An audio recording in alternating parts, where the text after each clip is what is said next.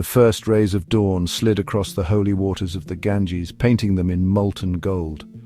On the eastern bank, the ancient city of Kashi stirred awake. Priests chanted hymns at the ghats. Merchants arranged baskets of bright marigolds. Fishermen dragged in their nets heavy with silver-scaled fish. This was no ordinary city. For centuries, Kashi, modern-day Varanasi, had been a magnet for sages, poets, philosophers, and physicians. To live here was to breathe an air heavy with tradition and learning. And it was here, more than 2,500 years ago, that a child was born who would one day be called Sushruta. The exact year of his birth is uncertain. Most scholars place it around 600 BCE, though some whisper that his teachings may stretch back even further, perhaps as far as 1000 BCE. Ancient India did not measure time in years as we do. It measured it in dynasties, in the rise and fall of kingdoms, in the flow of the sacred river itself. For the people of Kashi, healing was both a necessity and a holy calling. Disease, injury, and childbirth could claim lives swiftly. A skilled healer could mean the difference between despair and salvation. From his earliest days, Sushruta was drawn to the art of healing. While other boys played games along the riverbanks, he would watch the city's physicians work, how they cleaned wounds, how they prepared herbs, how they whispered reassurance to the sick. It was not just the craft that fascinated him, it was the transformation, the broken made whole, the hopeless restored. As Sushruta grew, his talents caught the attention of one of Kashi's greatest figures, Divodasa Dhanvantari, the physician king of the city. To his people, Dhanvantari was more than a man. He was believed to be the earthly incarnation of the Hindu god of medicine. His reputation stretched far beyond the kingdom's borders. Dhanvantari accepted Sushruta as a disciple, but the path ahead would not be easy. Training under the king was not a matter of simply learning remedies. It was a transformation of the mind, body, and spirit.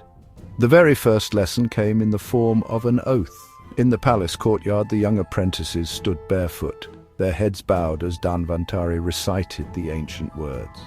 They vowed to live in truth, to avoid greed, to treat the rich and poor alike, and to use their skills only to heal, never to harm. It was a promise that would shape Sushruta's entire life. Training began not on human patients, but on plants and objects. Apprentices sliced melons to practice clean incisions. They stitched banana leaves to perfect their suturing. They learned to hold their hands steady, to measure each movement as though their own life depended on it. Only after years of such practice would they move on to animals and eventually to human patients. The discipline was relentless, but to Sushruta, it was exhilarating. In much of the ancient world, the human body was a mystery. Dissecting a corpse was forbidden, seen as an insult to the dead and an act of spiritual defilement. Without dissection, even the most skilled physicians had to rely on guesswork. But Sushruta believed that a surgeon's knowledge must be exact, not imagined. He convinced his peers to allow an extraordinary practice, the careful study of human bodies after death. The process was methodical. The body was immersed in still water until the skin softened. Then, with patient precision, Sushruta and his students would peel away each layer, mapping the hidden structures beneath. They traced the pathways of veins and arteries. They followed the branching threads of nerves. They catalogued muscles, organs, and bones, counting 206 in total, the same number modern anatomy recognizes today. What Sushruta was doing was revolutionary. In a time when others still debated whether blood flowed or stood still, he was charting the human body like an explorer, mapping a new land. Years of learning, practice, and teaching came together in Sushruta's life's work, the Sushruta Samhita. This was no mere medical manual. It was a vast 186-chapter encyclopedia of health, covering everything from childbirth and pediatrics to toxicology and pharmacology. But its crown jewel was surgery. In the Samhita, Sushruta described over 300 surgical procedures in meticulous detail. He catalogued 120 surgical instruments, each carefully designed for a specific task. Some straight, some curved, some needle-thin, others flat and broad. The resemblance to modern scalpels, forceps, and speculums is uncanny. The work even included the Uttara Tantra, a later section dedicated to specialized fields such as ophthalmology. It described the anatomy of the eye, methods of preserving vision, and treatments for various diseases. This was knowledge meant not just for one lifetime, but for generations. One hot afternoon in Kashi, a man arrived at Sushruta's clinic. His face was shadowed by a cloth, But the reason for his visit was soon clear: his nose had been cut off. In ancient India, this was a common punishment for certain crimes. It was not just physical mutilation, it was social death. Such a man could be shunned by family, rejected by employers, and mocked in the streets. Sushruta prepared his instruments. His assistants brewed a mixture of wine and crushed cannabis to dull the man's pain. The tools, gleaming bronze knives, curved probes, and fine needles, were laid out on a clean cloth. Sushruta began by cutting a flap of skin from the man's cheek, carefully preserving its connection to the blood supply. He shaped the flap and stitched it into place over the nasal opening.